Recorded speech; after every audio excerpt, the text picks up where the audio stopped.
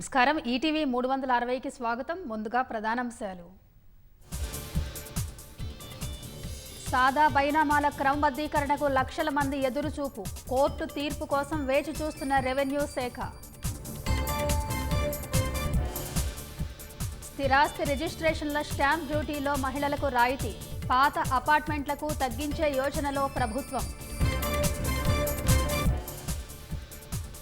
Phone tapping కేసులో సిట్టుకు చిక్కిన ఆధారాలు. దర్యాప్తులో కీలకం కానున్న టెలికాం సర్వీస్ ప్రొవైడర్ల లేఖలు.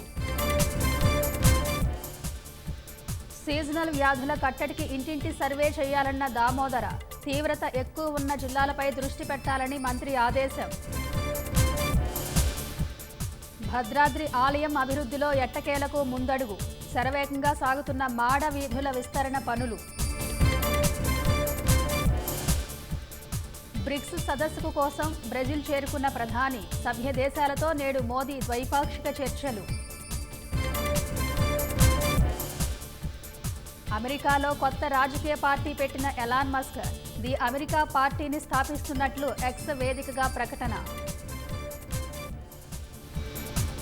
అమెరికా టెక్సాస్లో కొనసాగుతున్న వరద బీభత్సం. 32కు చేరిన మృతులు, చాలా మంది గల్లంతు.